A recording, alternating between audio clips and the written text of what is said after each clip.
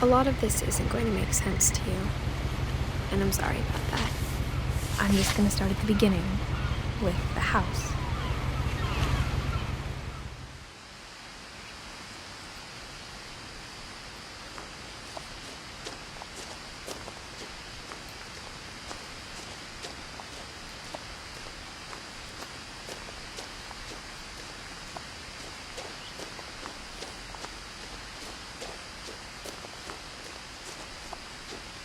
I lived here until I was 11, but I wasn't allowed inside half the rooms.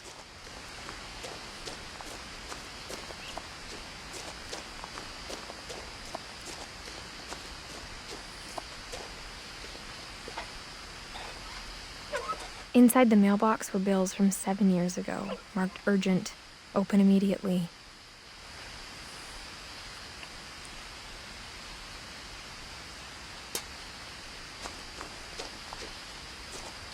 I hadn't been back since my brother Lewis's funeral.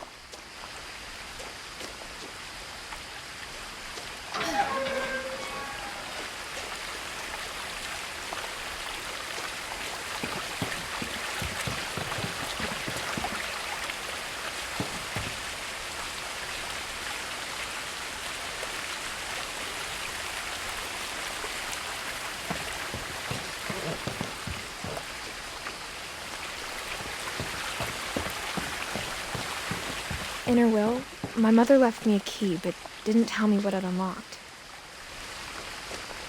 Maybe she thought I'd know, or she thought me enough to bring me back.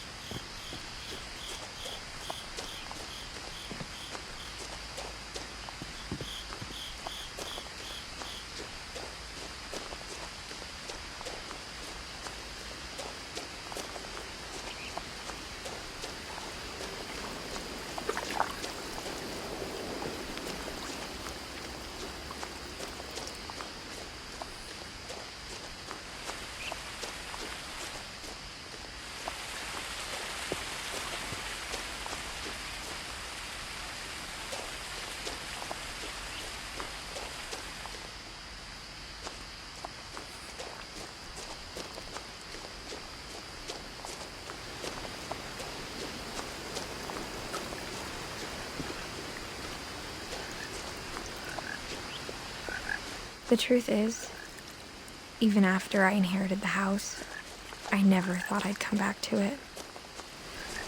But now I had questions about my family that only the house knew the answers to.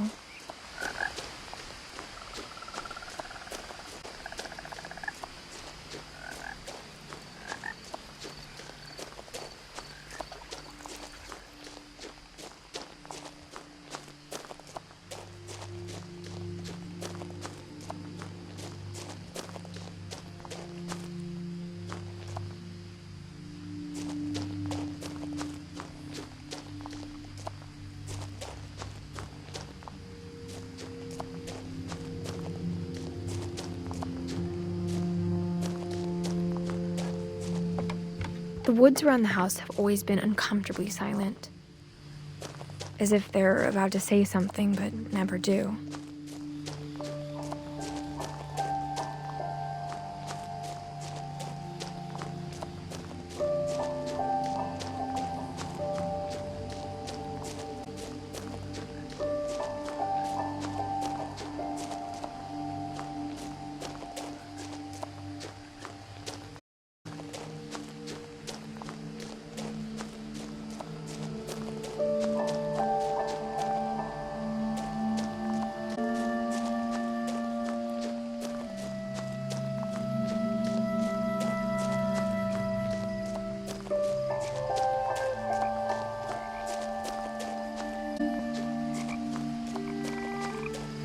The house was exactly like I remembered it, the way I'd been dreaming about it.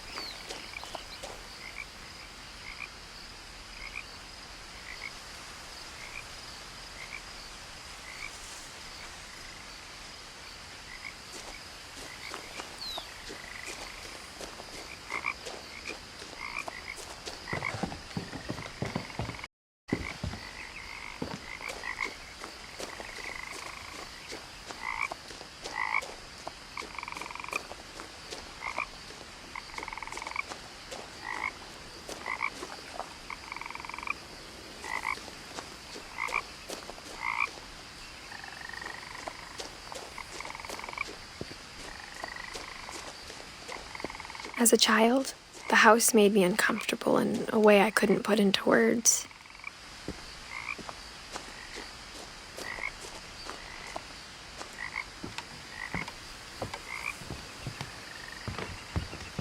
Now, as a 17-year-old, I knew exactly what those words were. I was afraid of the house.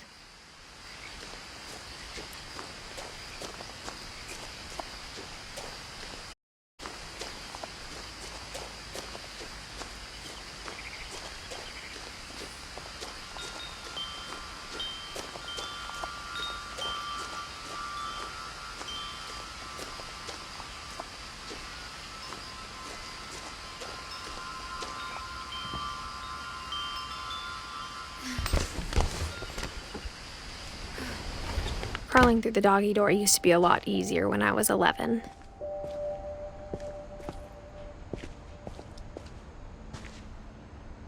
The power had been turned off the night we left.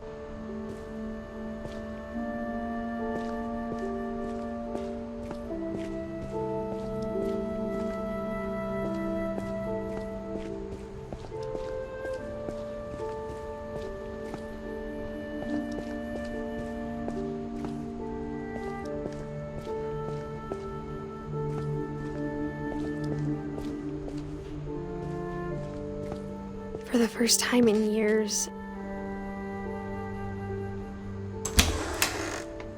I felt like I was home.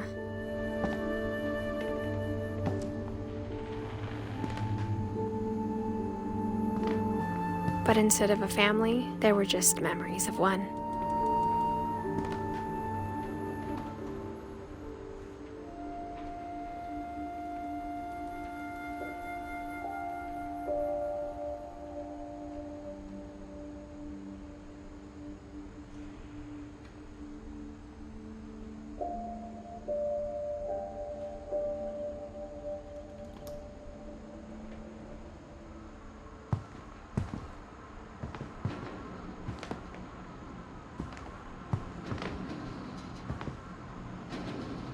Like how only one restaurant would deliver to our house, so we had Chinese a lot.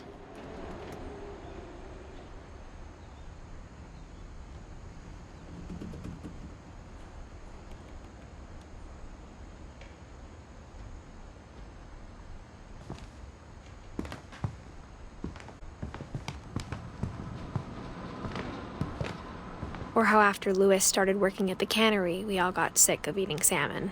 Except our cat, Molly.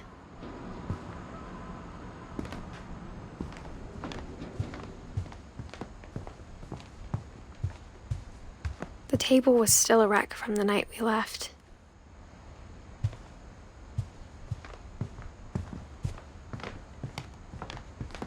It was like a bomb had gone off, killing everyone but sparing the furniture. My mom was the only one of us who could imagine Great-Grandma Edie living in a nursing home.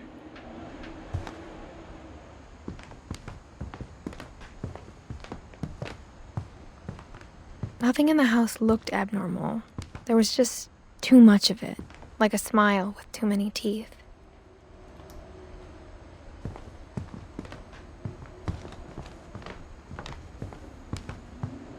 Even the fireplace had a story. Edie told me the bricks came from the original house, after it sank.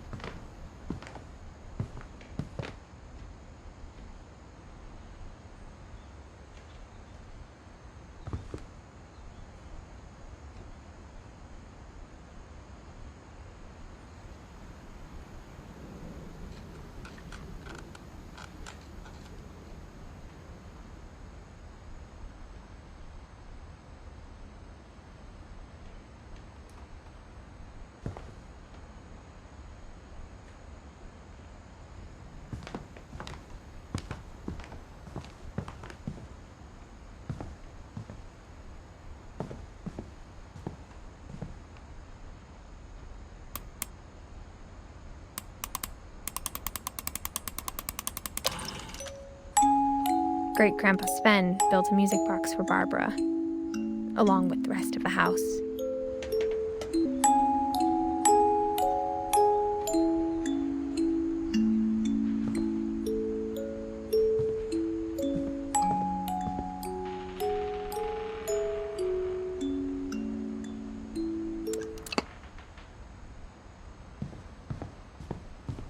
Mom always told me to stay out of the basement, so I wasn't too surprised when the key didn't fit.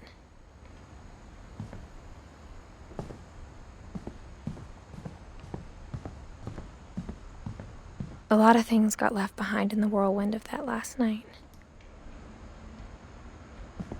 My mom wasn't much of an optimist, but she never stopped believing that my brother Milton was alive.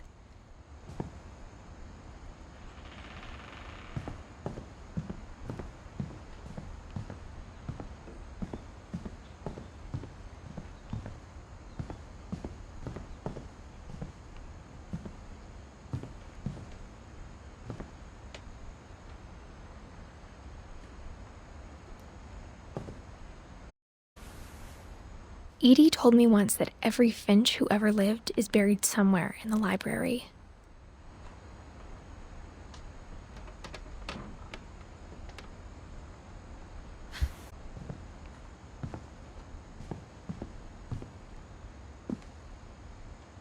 After Milton disappeared, Mom sealed up all the bedrooms. Then Edie retaliated and drilled peepholes.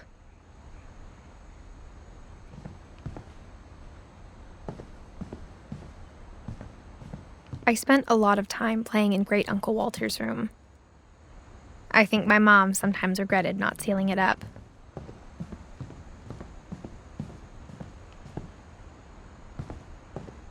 Lewis told me there were secret passages, but I never believed him.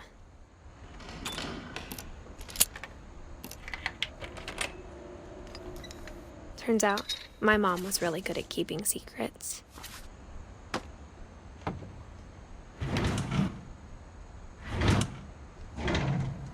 Now it was time to find out what my mom had been afraid of.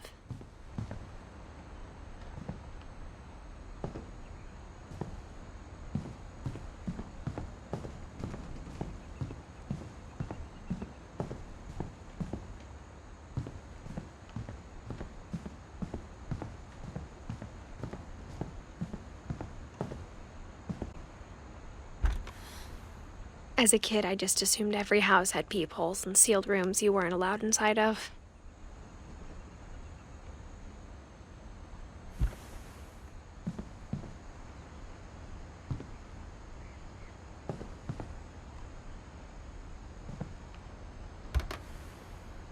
The last time I was in Edith Sr.'s room, I was 10 and she was painting my portrait.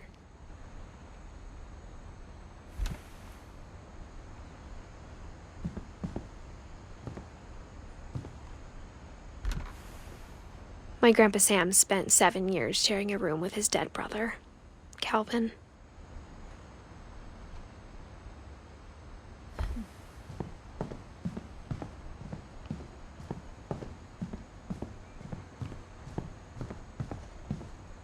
Whenever people ask me about my family, the first thing they always want to know is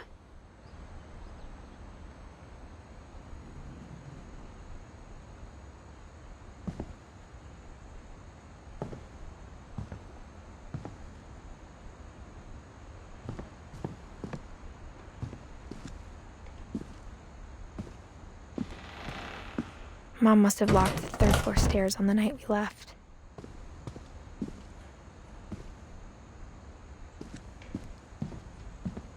Edie's father, Odin, built the original house.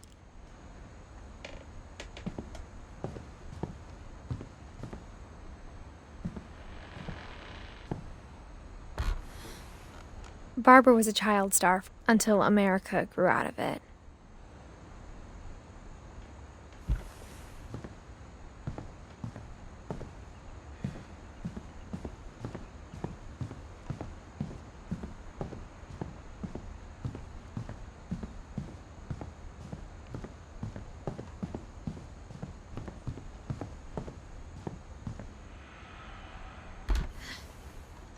Molly always seemed like a girl I could imagine being friends with.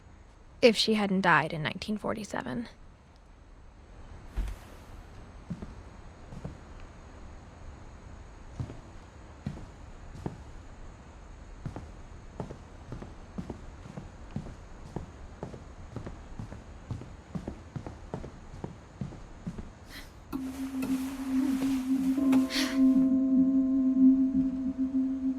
From the paintings on the wall, it was clear my brother Milton had been here before me.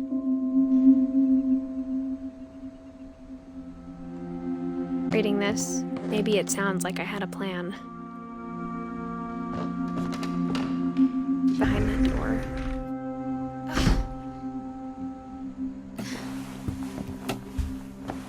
Just like I had no idea where all this was gonna lead. I grew up looking at Molly's room through the peephole.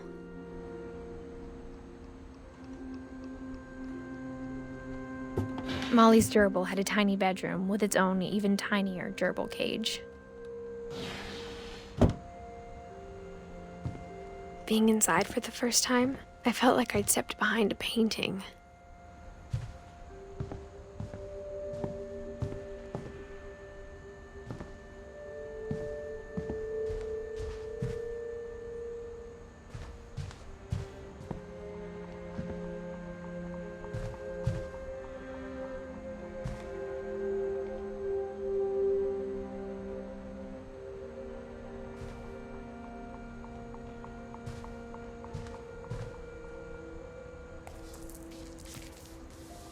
December 13th, 1947. Dear Diary, I'll be gone soon, but I wanted to tell somebody about what's gonna happen. It started when Mom sent me to bed without dinner.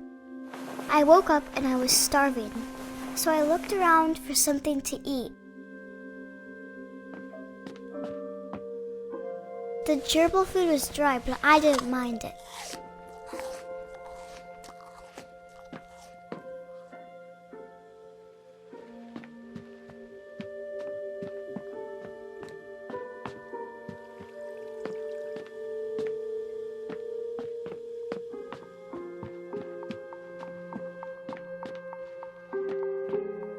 My Halloween candy was all gone. Mom, can I come out now? Sweetheart, it's late. Go to sleep.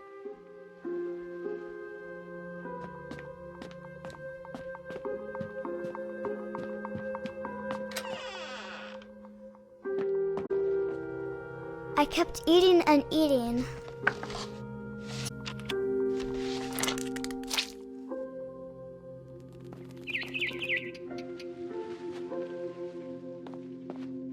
I ate a lot of things that night.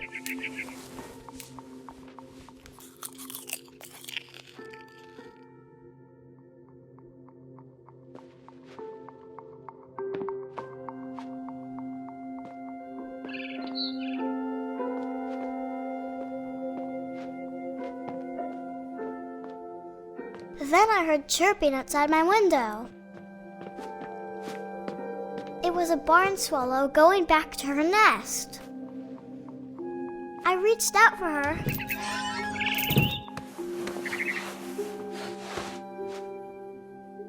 And suddenly, I was a cat.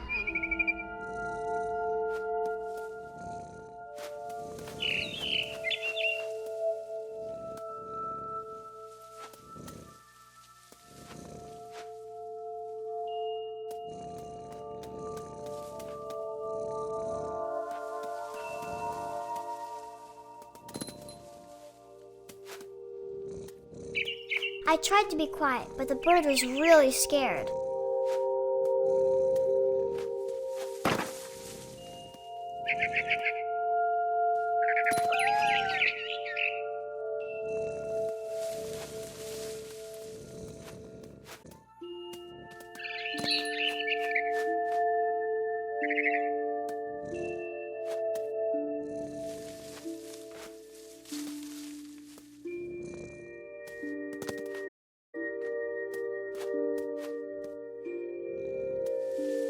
Mom and Dad didn't even look at me.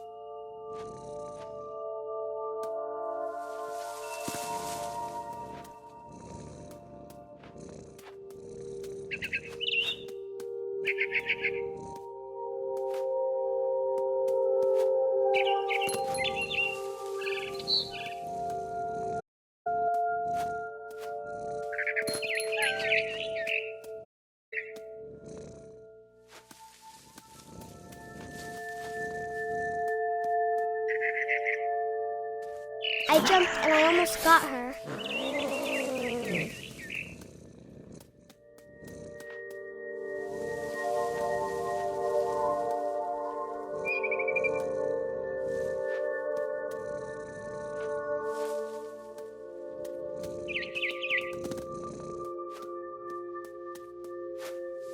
I could tell she was getting really tired.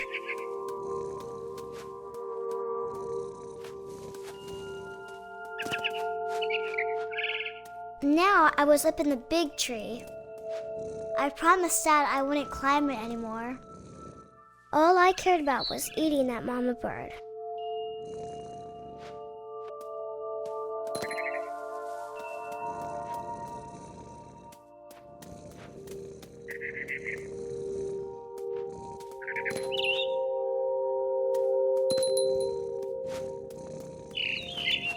I gobbled her up.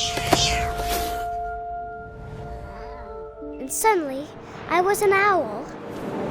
First, all I heard was the wind.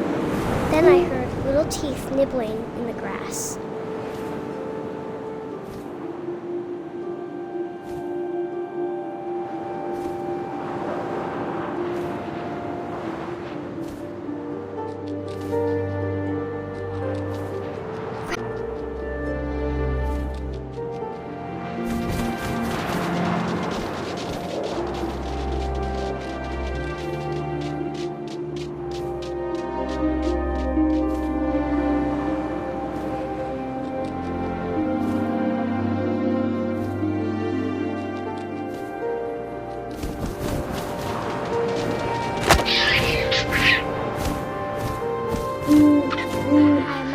His face looking up and seeing mine through my talons.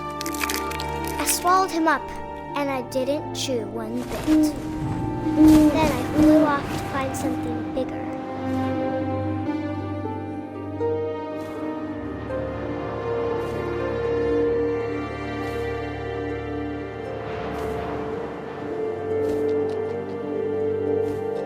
A mama rabbit.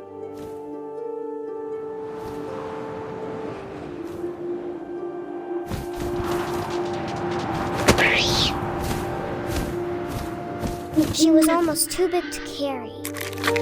I started choking, but I couldn't stop eating. And suddenly, I was a shark.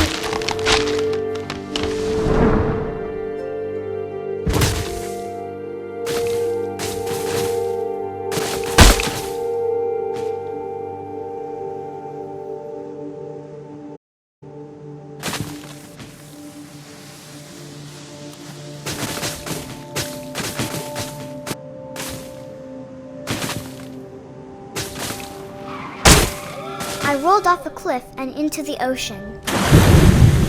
Now, I was hungrier than ever.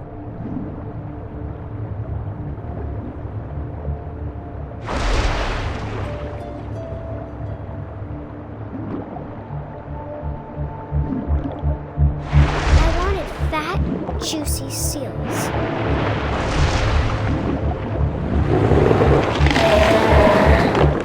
I tore off her flipper, and it tasted really good.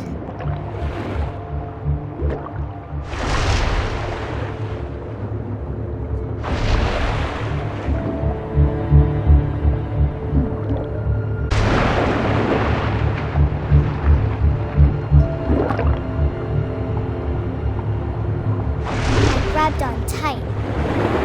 When I was so hungry, I jumped out of the water.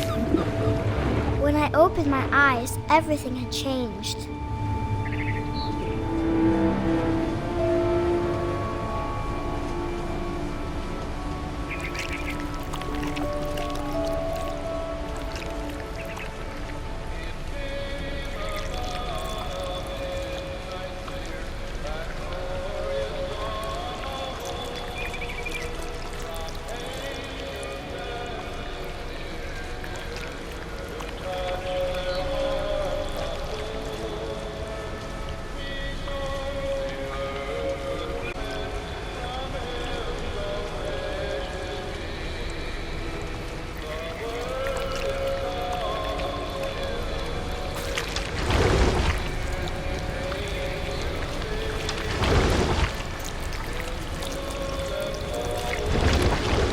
was a monster, and I smelled people everywhere.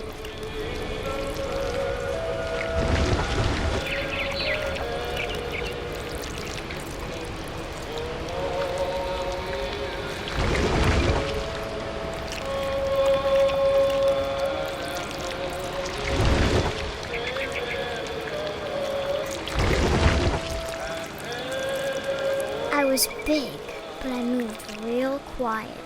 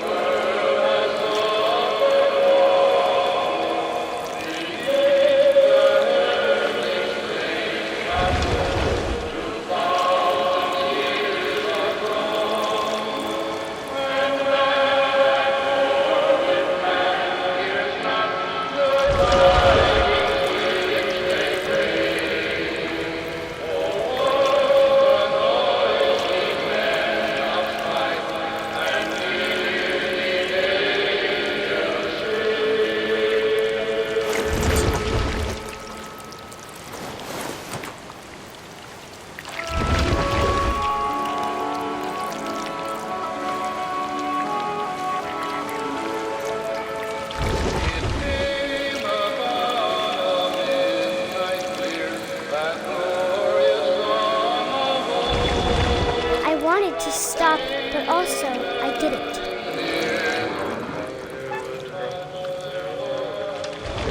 Drunken sailor, what shall we do with a drunken sailor? His belly was rusty, his belly was rusty, his belly was rusty.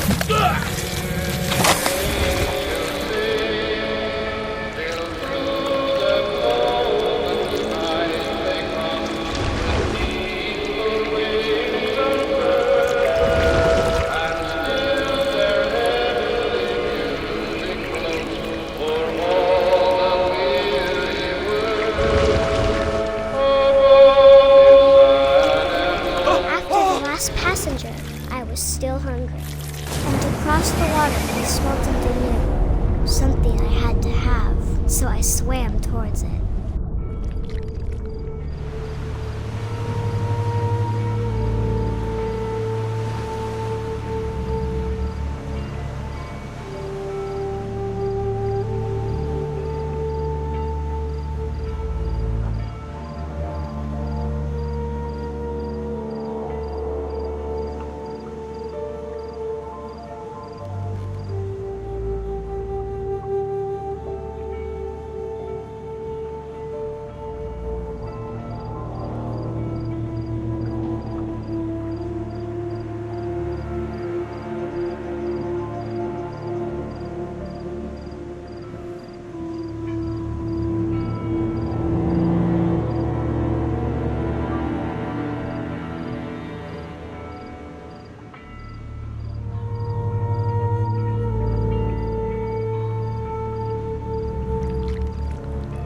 I slithered onto the sand, and the good smell went into an old pipe.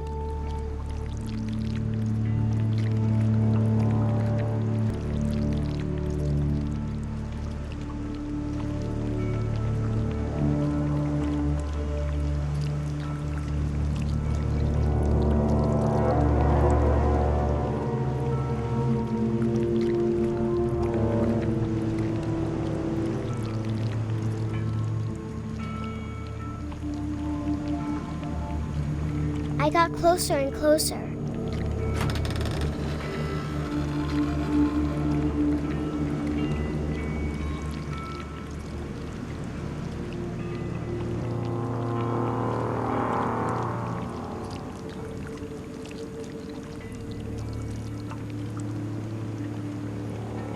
All of my stomach started growling. And suddenly, I was me again. I held my breath for a long time, but I couldn't hear anything. I think it's waiting for me to fall asleep. But it's not going to wait much longer. It needs to feed, and we both know I will be delicious.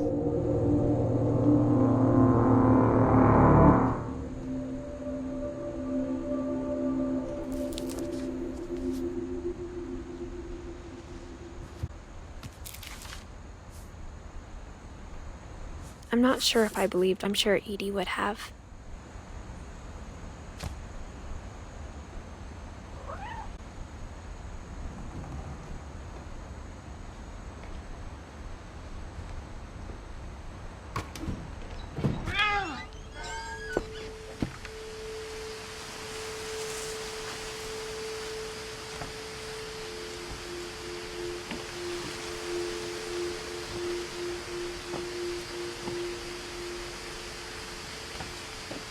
This will be obvious later, but my mom never told me any of these stories. Edie would have, but Mom didn't like bringing up the past. Though, when we adopted a stray kitten, she was the one who named it Molly.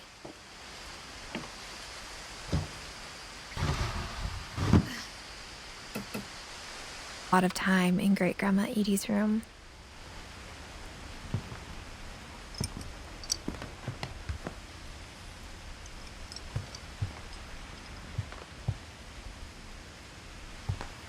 Edie gave a big interview about a mole man living under the Finch house. My mom was furious. I hadn't thought of myself as Edith Jr. for a long, long time. When Edie told people Sven was killed by a dragon, she could also have said he was building a dragon-shaped slide that collapsed. She could have, but she didn't.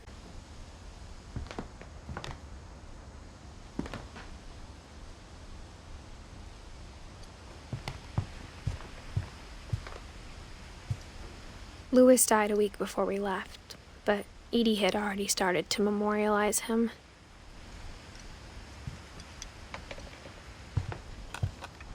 Her room was like a museum. For 500 years, the Finches have been famous throughout Norway for their fortune and misfortune. Odin Finch buries the latest victims of the family curse, his wife Ingeborg and their newborn son, Johan.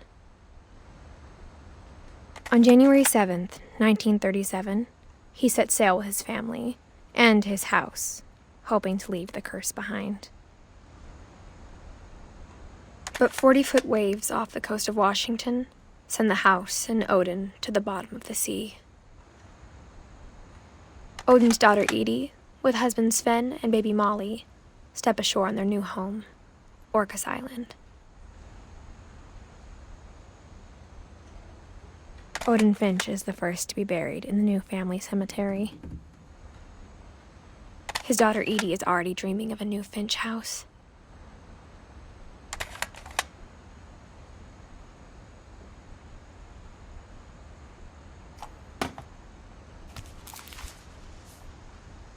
Whatever's wrong with this family, it goes back a long ways.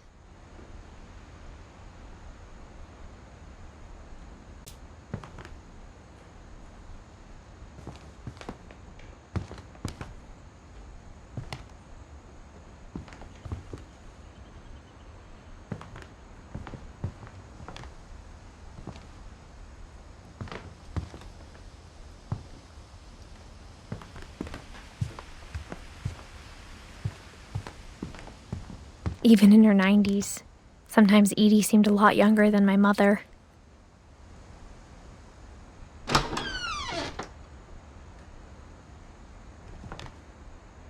The only trace Grandpa Sam's first wife Kay left on the house was the pink bathroom. It was a pretty big trace.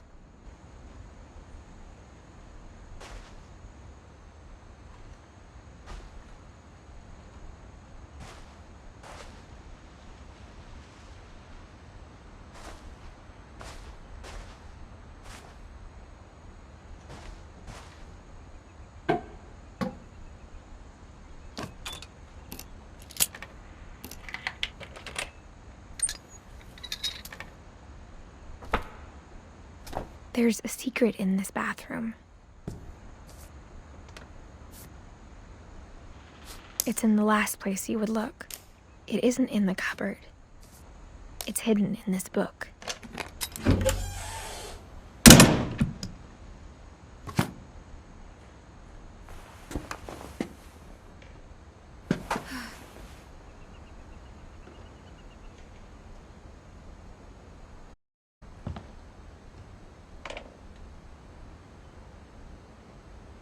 Sam an old camera he'd refurbished. He never put it down.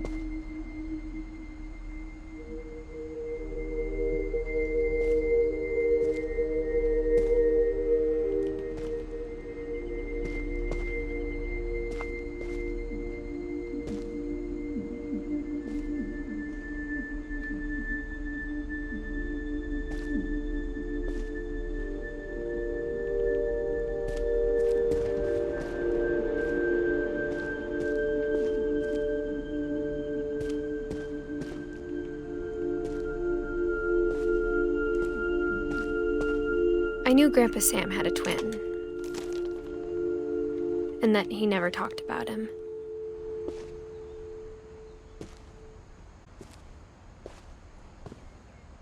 I guess my grandpa didn't like history any more than my mom did.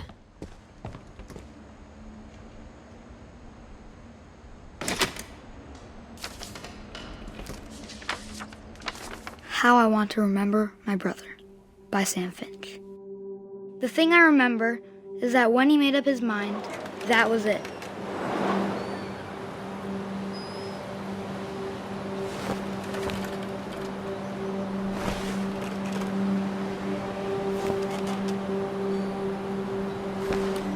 He'd die before he ate another mushroom.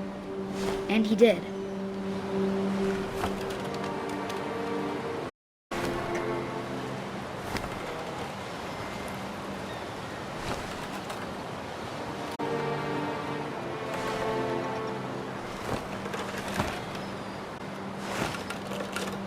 At Barbara's funeral, we swore we'd never be afraid again. And he wasn't. I think Calvin always wanted to fly.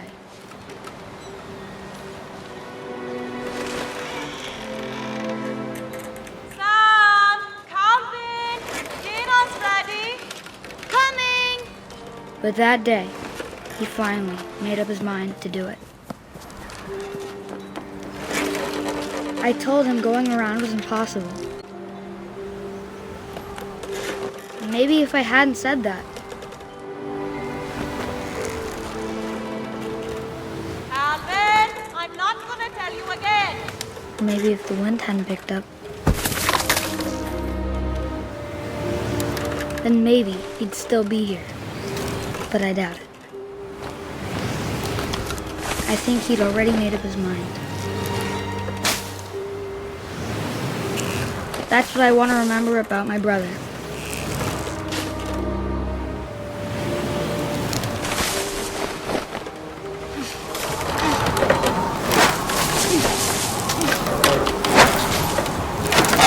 The day he made up his mind to fly. And he did.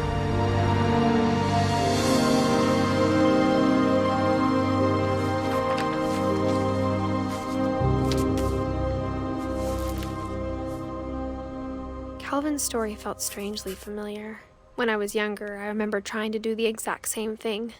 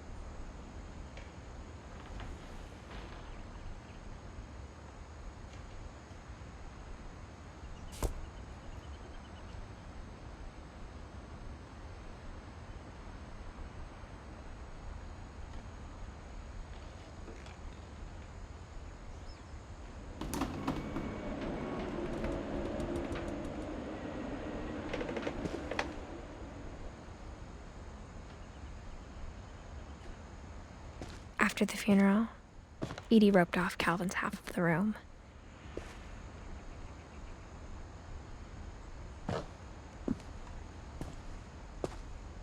Mom said Grandpa Sam enlisted at 18 and never set foot in the room again.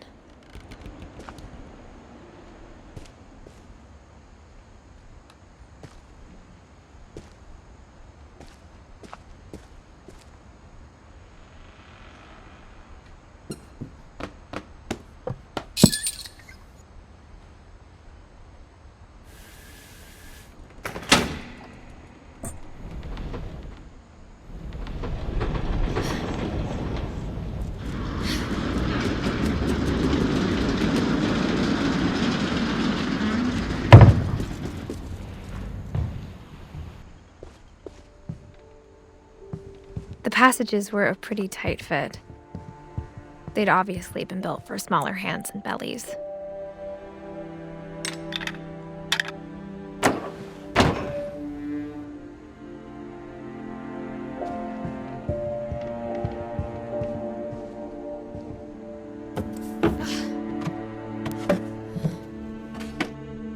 Growing up, I always thought of Barbara as a child star.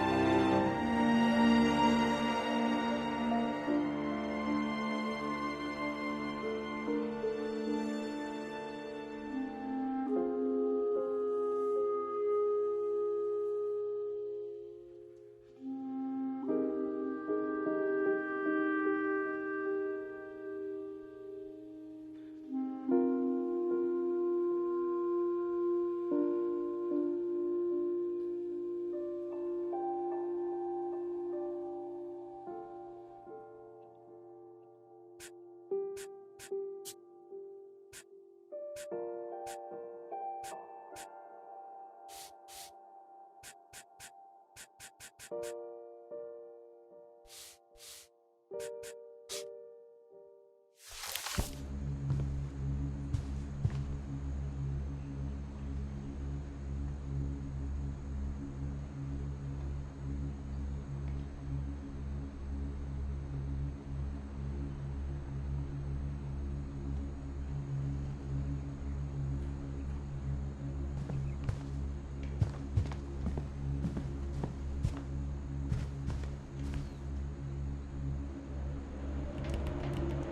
never thought about how hard it must have been for her afterwards.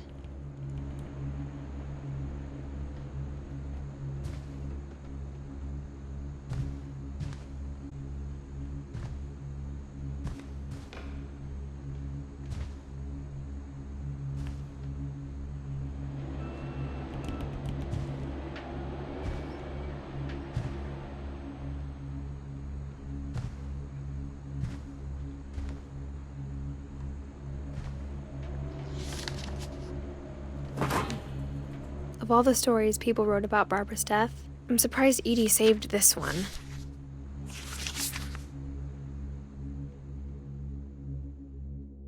Old Jack here with another ghastly tale inspired by America's most unfortunate family. I'm calling it The Surprise Ending of Barbara Finch. Star, Barbara was famous for her scream. Now at 16, she was all washed up, a has-been. But in a lucky break, she'd been asked to perform her signature scream at a local convention for monster movie fans. It was just the boost her career needed. Unfortunately, her scream hadn't aged well. Getting better. I think you just need the right motivation. Her biggest fan and current boyfriend, Rick, was about to demonstrate when... Now that was a great scream. It was Barbara's father, Sven. He'd slipped into a table saw and had to be rushed to the emergency room. So Barbara got stuck babysitting her youngest brother, Walter. Her convention comeback was cancelled. Okay, I'm hearing frustration, but I'm not hearing terror. What if I tried... A gang of hoodlums in Halloween masks have been terrorizing Orcas Island tonight. Police are urging residents to... That came from the basement. You're right! Also, I loved your delivery on that. Why is your basement door locked? Because my dad likes making puzzles and secret passages. There's a key hidden in the music box. The secret is to keep winding and winding until finally the key pops out. Thanks, babe. I'll be back in a sec. 20 minutes later, Rick hadn't returned. So Barbara went to look for him, right on cue. She reached for the music box.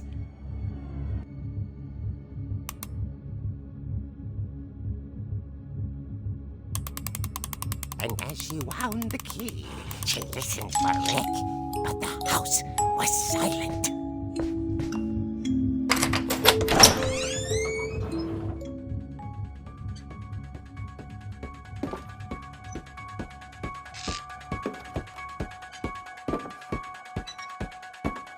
She found Rick's crutch and imagined the worst.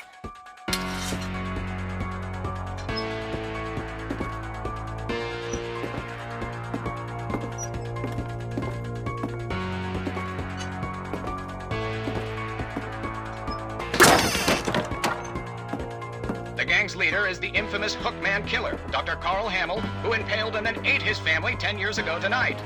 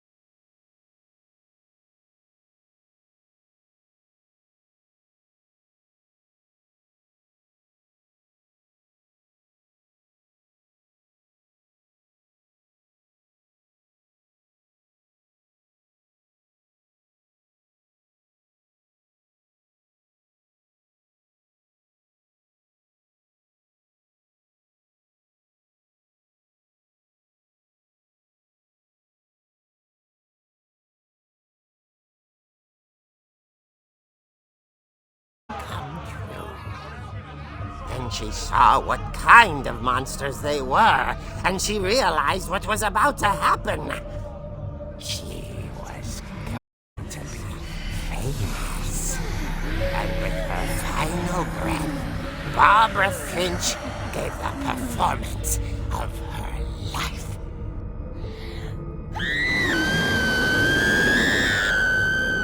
I wasn't there myself, but I hear Barbara was magnificent. Poor girl. She had a taste for stardom. But unfortunately, so did her fans. Of course, the police blamed it all on poor Rick, who disappeared the same night. And little Walter? Hiding under his bed the whole time. Pretty hard, but that's another story. As for tucked inside the music box is all they ever found of her. Her ear. Now that's what I call a real eerie tale.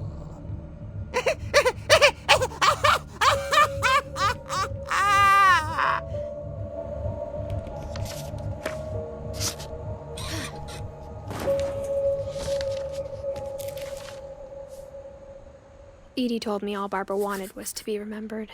As absurd as... Maybe what Edie saw was a happy ending.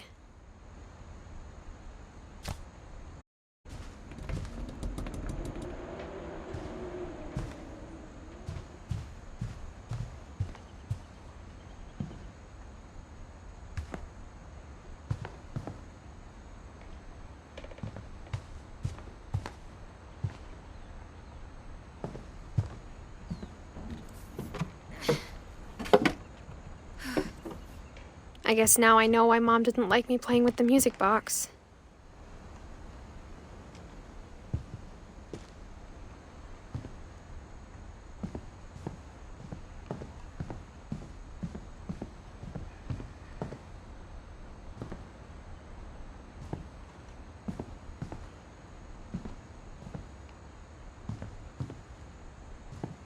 It's funny. All those times I played with the music box and never found the basement key.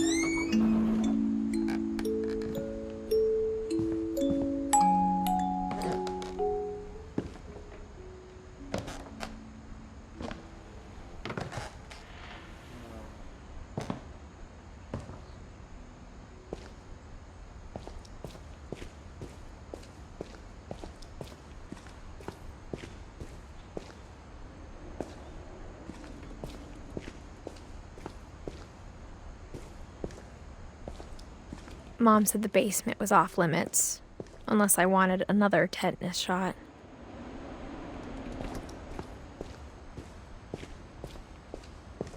I saw Edie sneak down to the basement once, carrying packages.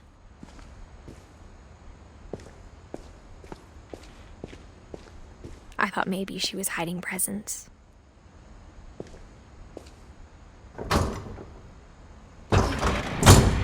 It turned out more than that.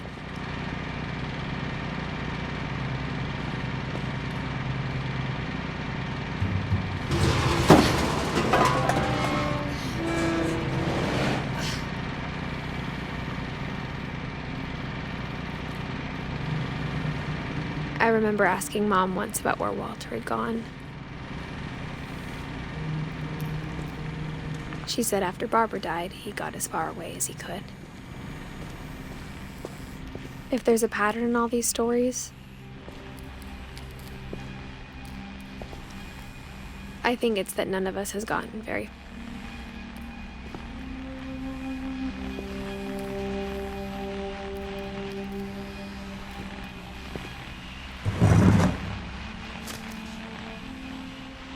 Goodbye, everyone. I can't believe I've been down here for 30 years. On that first day, after the shaking started, I survived the week.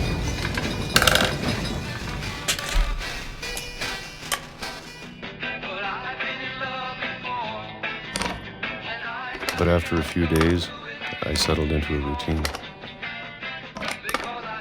That's what kept me sane.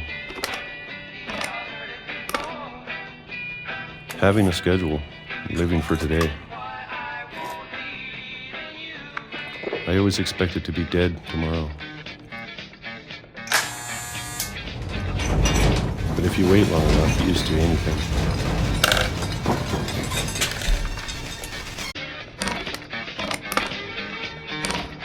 Even a monster on the other side of the door starts to feel normal. Almost friendly.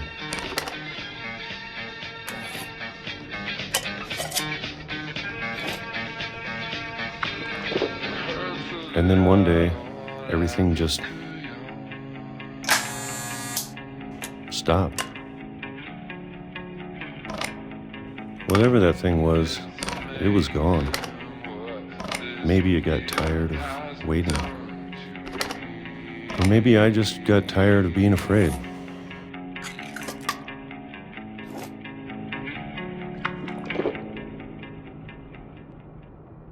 It's been a week, the longest in 30 years. I'm done waiting. I have to leave while I still can.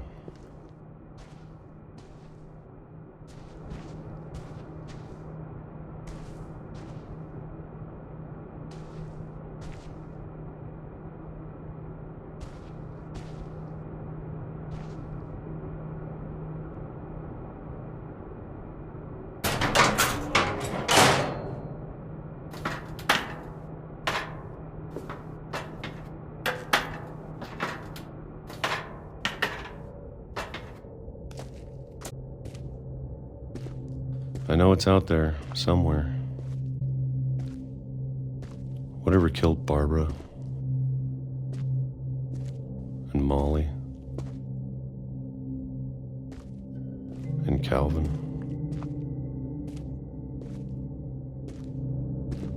Maybe this is all a mistake.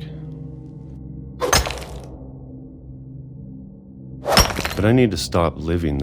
He kills me.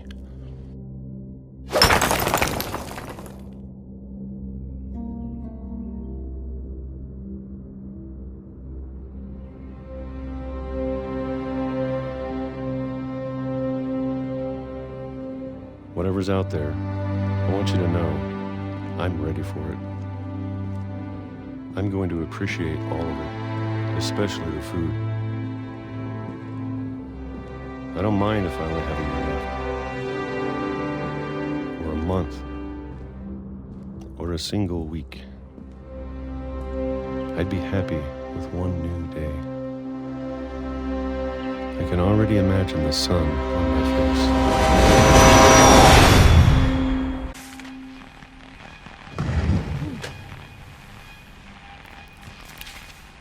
Walter died when I was 6.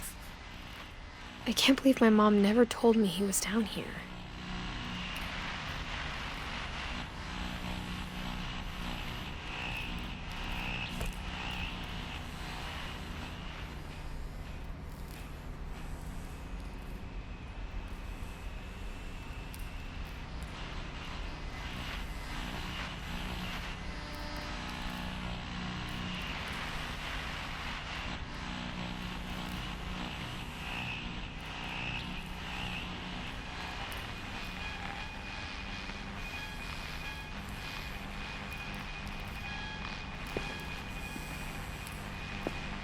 I'm sure my mom was trying to protect me.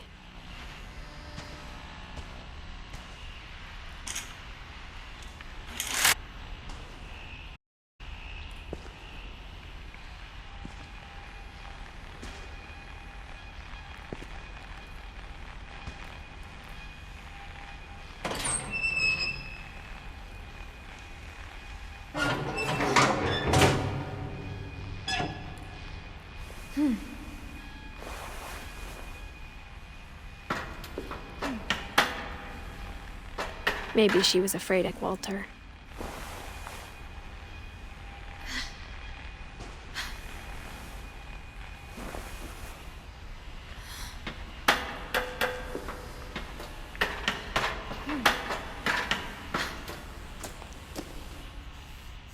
But if she never told me about an uncle under the house, I can only imagine what else she was hiding. I don't want to make the same mistakes she made.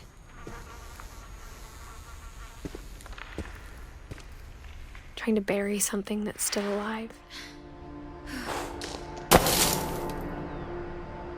Now that there's only one of us left, or maybe two, I thought it was time I heard the stories for myself and found out what happened to everyone else.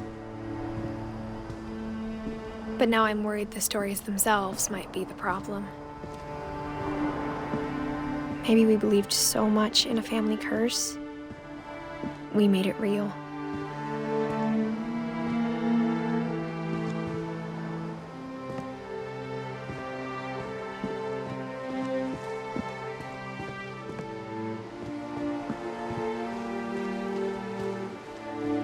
I don't know if I should even be writing this.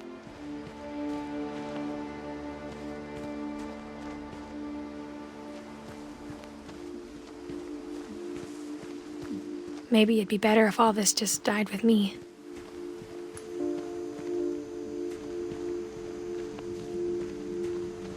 But I thought you should know about your family.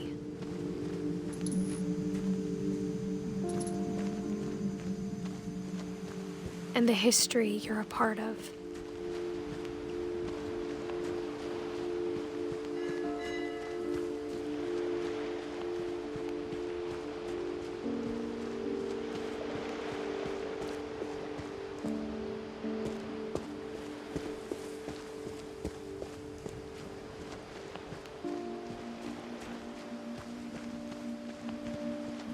Feel as lost as you probably do right now.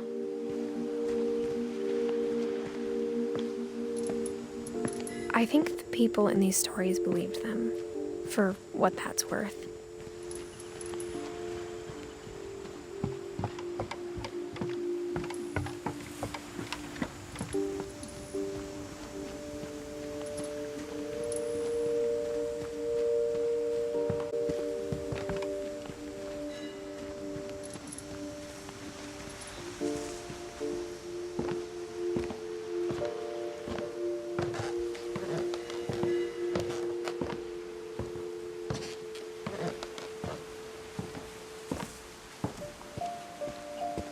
And when you look at the house, at that history of imagination and stubbornness and madness, any of it seems possible.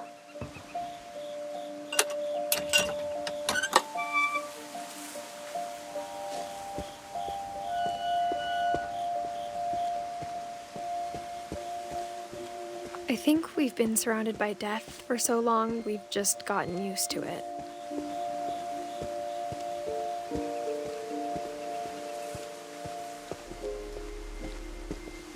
What kind of family finishes building a cemetery before starting the house?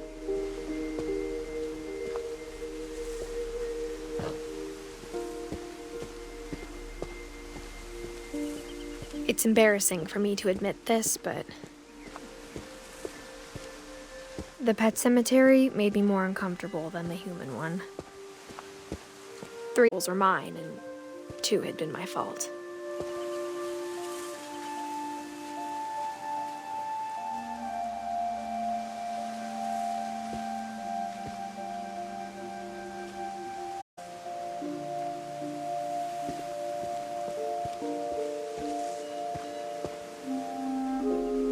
Sven built the house, but it was Edie who designed the cemetery.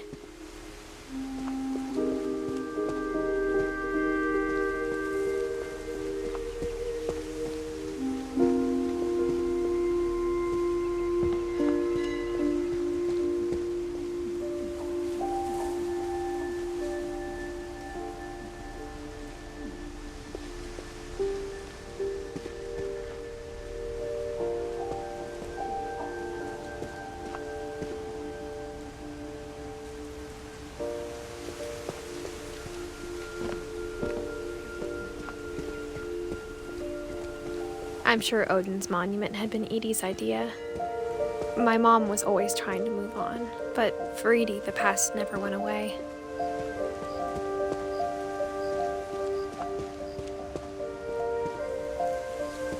She could see it poking out of the water at low tide.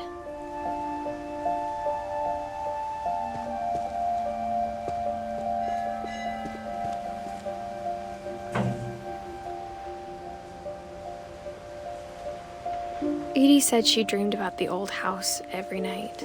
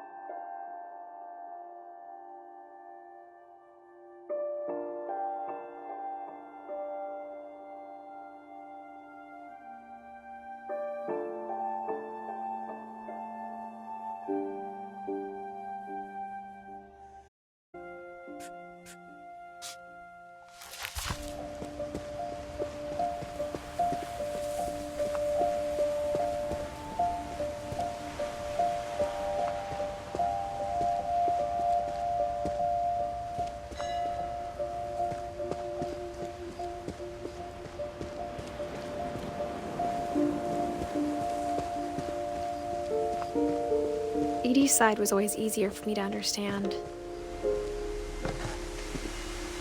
But the older I get, the more I can see where my mom was coming from. Her dad had been pretty strict, but it wasn't enough to save her brothers. She was just trying to do her.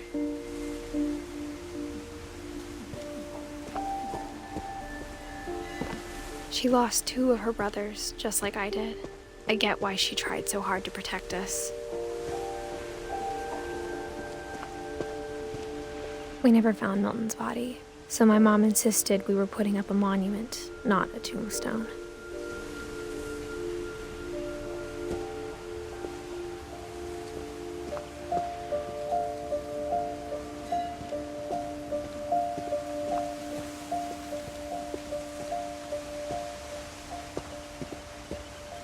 There's so many things I wish I could ask my mom now.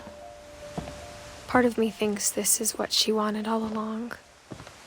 For me to come back someday and find everything out for myself.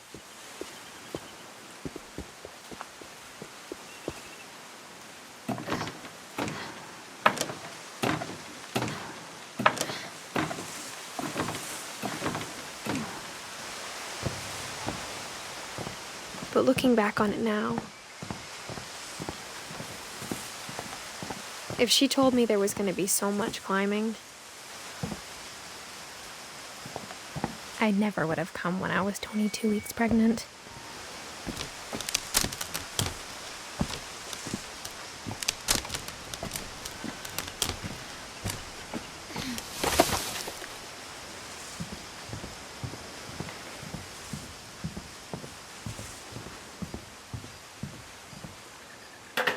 I never met Grandpa Sam, but I think he and my mom had a lot in common.